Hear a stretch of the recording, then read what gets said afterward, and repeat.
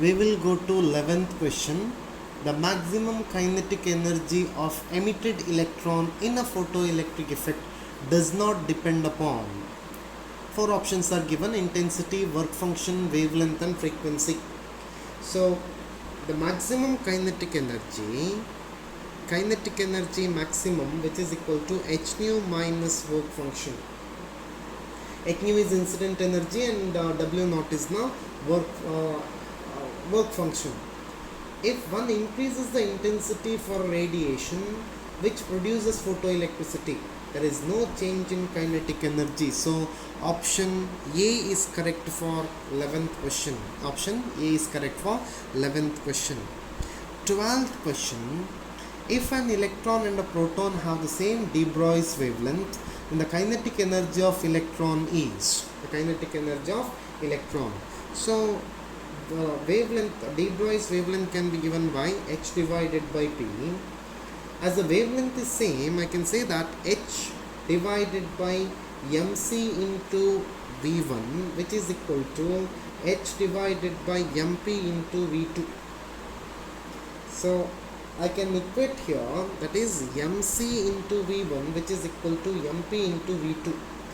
So kinetic energy of electron becomes now kinetic energy of electron, which is equal to now half,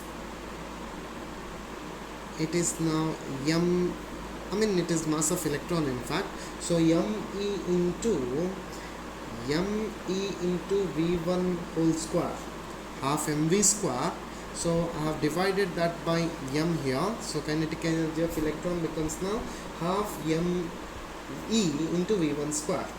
And kinetic energy of proton becomes now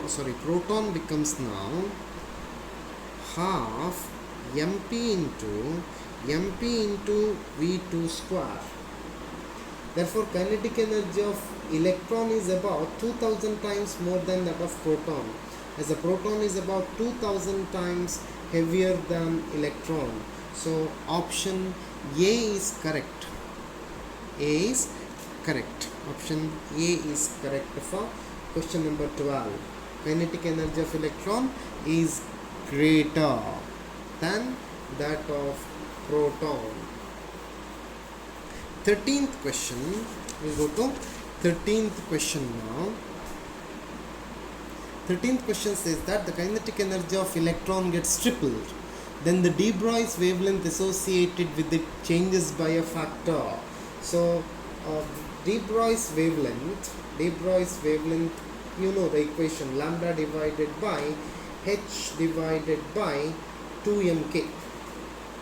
So lambda is equal to h divided by square root of 2mk. H is Planck's constant and mass is now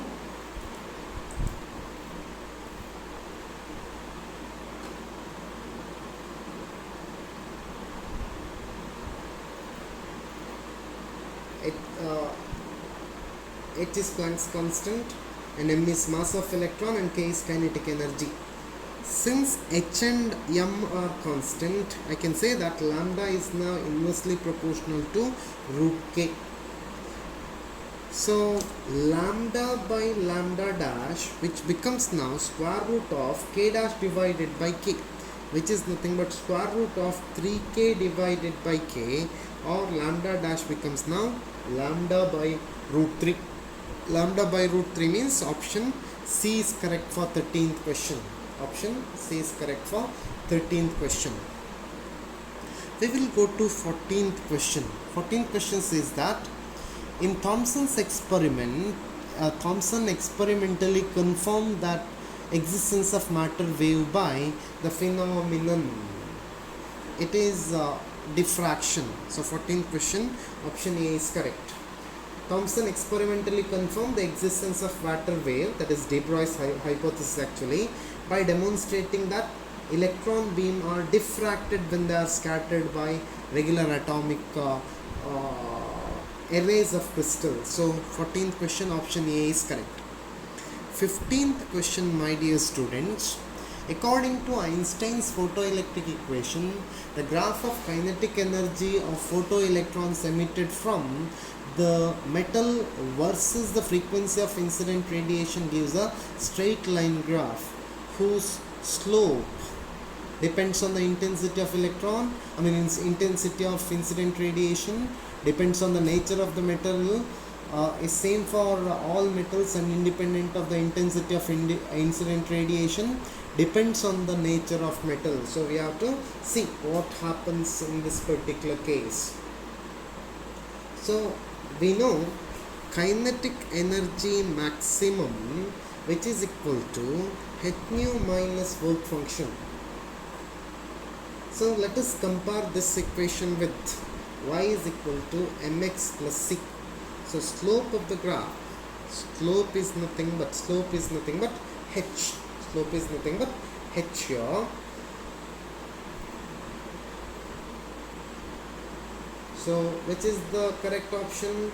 Correct option is C. It is same for all metals and independent of intensity of incident radiation. So option C is correct for 15th question. We will go to 16th question now. 16th question says that the photoelectric threshold wavelength for silver is lambda naught. The energy of electron ejected from the surface of the silver by an incident wavelength lambda will be. So using Einstein's photoelectric equation, I can say that K is equal to hc by lambda minus hc divided by lambda naught. H nu can be written as c by lambda. So hc can be taken out into 1 by lambda minus 1 by lambda naught. So which is now hc into lambda naught minus lambda into lambda naught. So option D is correct for 16th question. Option D is correct for 16th question.